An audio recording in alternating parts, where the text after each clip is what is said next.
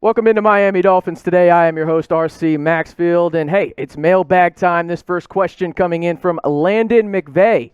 Because Will Fuller won't be with us for week one due to the suspension, is what he meant, he had last season. Who's the number one wideout for week one? Well, this is a difficult question in the sense that I think a lot of people want to go with Jalen Waddle. But for the offense and it trying to be great long term, I hope it's Devontae Parker, but let's take a look at the depth chart one more time. Again, Parker, Fuller, Wilson, Waddle, right? You have some guys in Jakeem Grant who has struggled a little bit in camp. You also have Preston Williams, who's been injured in camp. Lynn Bowden Jr., who you got in a trade last year from the Raiders.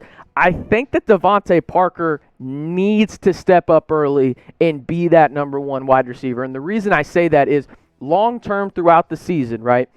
Devontae Parker is going to need to be a big part of this offense. And the reason being is Will Fuller is that guy that can take the top off. Jalen Waddle is kind of that hybrid in-between guy. Devontae Parker needs to be that outside the numbers type guy where Tua can get a big chunk in terms of maybe an out route, maybe just a 90 route, whatever it may be, right? I think that's what he needs to be. He needs to come across the middle, be a big body, but most importantly, Devontae Parker just needs to stay healthy, right? But I am curious, what are your expectations for Devontae Parker this year? And do you think he can get 800 yards receiving in 2021? Type O for over, type U for under. I'm going to go just under, but I say that because I think there's a lot of weapons and there's going to be a lot of spreading of the ball around in the offense this season.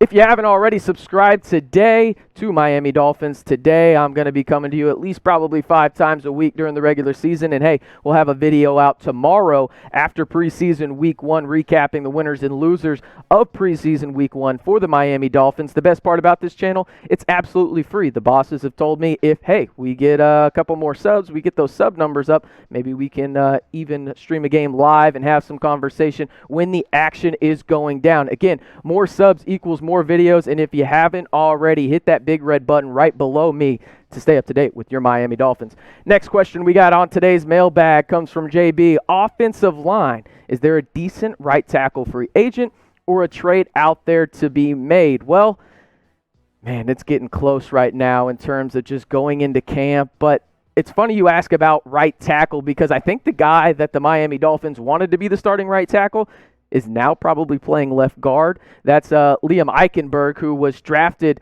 out of Notre Dame, and we list him as an offensive tackle because technically that's what he's still listed as, but right now he's played guard for over a week, right? He was picked in the second round of this year's draft, thought to be a day one starting right tackle for the Miami Dolphins, but he's been moved into left guard in training camp, which is interesting to me because now you have Jesse Davis on the right side. But when you're talking about the offensive line as a whole, I think this is the biggest concern for this team, right? You have a young quarterback in Tua Tagovailoa who is coming off a pretty substantial injury in college, right? He played some last year, took over the role in the second half from Ryan Fitzpatrick, but this is the first time Tua has been healthy to start a season since he was at Alabama, right?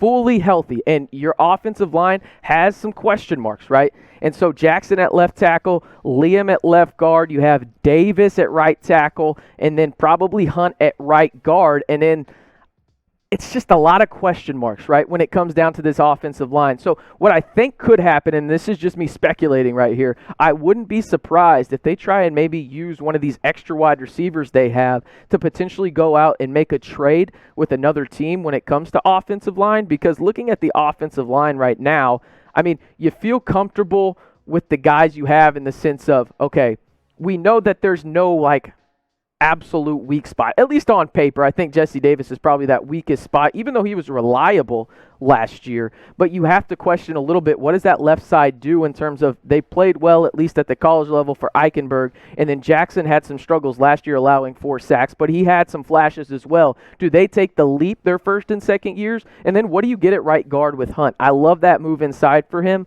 but overall there hasn't been a lot of stability on that offensive line, so I'm looking to see how they come together as a unit overall. This one from AP, which wide receiver will have the best season in 2022?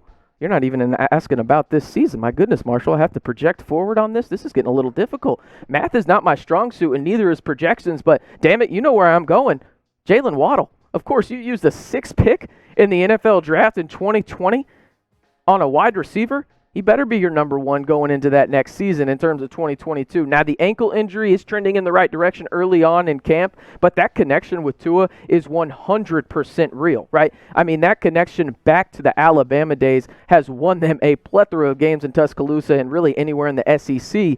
If he is healthy, Jalen Waddle, he is 100% wide receiver one going into 2022. I'm not sure if you meant 2021, but hey, we'll have some fun with this and project forward because why the hell not, right? But I do think Jalen Waddle will be the clear-cut number one wide receiver for the Miami Dolphins going into 2022. Next question we got is from Gray Otter. I don't know if I'm an Otter fan or not. I'm going to go with I will be, just because you sent in this question, preferably the Gray Otters, I guess, on this one. Will the Dolphins have more sacks or interceptions this year? Well, that's a difficult question, but I think the easy answer is probably interceptions, just because you think about it. Who do you have in that secondary, right? You have a ball hawk and a rookie in Holland. You have two of the best corners in the NFL in Byron Jones, as well as the X-Man and Xavier Howard. I mean, when you look at it, I would probably lean towards interceptions itself, right?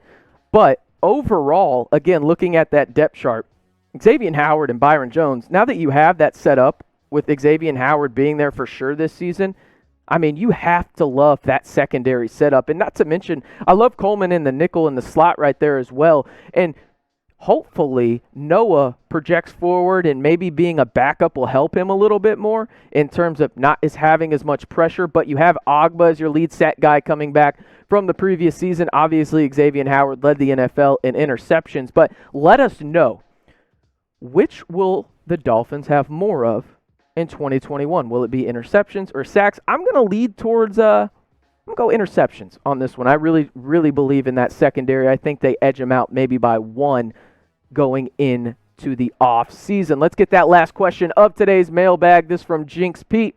What's our floor and ceiling for wins this year? Oh, man, already talking about this. Power rankings were out. Miami Dolphins were in between 11 and 15. Actually, we're right at 15 if you ask USA Today. But let's run through the schedule real quick for the Miami Dolphins in 2021. You start up in Foxborough, okay? I'm assuming that's Cam Newton. I think that's a win. I think you're 1-1 after you play Buffalo. No, I'll go 2-0 because you do beat Buffalo at home. I think you split there. The Raiders game is difficult. I truly believe in the time zones where if you go two or more time zone, it is hard as hell to win.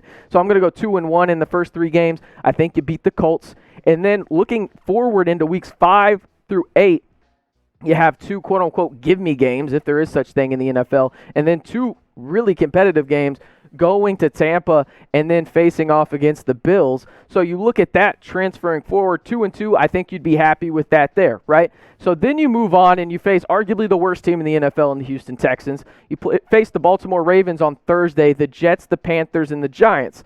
I think if you can, you want to go 5-0 here. Obviously, you want to win every game, but realistically, 4-1 seems obtainable. Maybe that Ravens game is the one where you slip up, and maybe you slip up against the Panthers or maybe the Jets. But you have 4 or 5 games there at home, right? Going into the last part of the season, and you have a late bye. My goodness, week 14 for the bye week there. You play the Jets, the Saints, the Titans, and the Patriots. I think potentially there's one playoff team there, and that's the Titans, maybe the Saints, depending on the quarterback situation. But overall, I mean, you look at the schedule, it sits pretty nicely other than the bye week coming in the latter half of the season and well into that latter half in week 14. But I want you to predict the future on this one.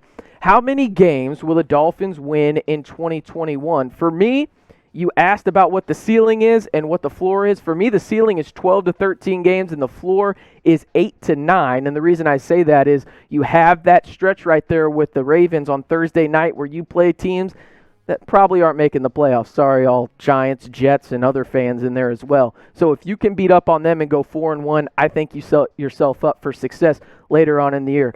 That's going to do it for today's mailbag. Appreciate y'all watching. Be sure to go follow me on Twitter at RCMB323. We'll catch y'all next week, guys.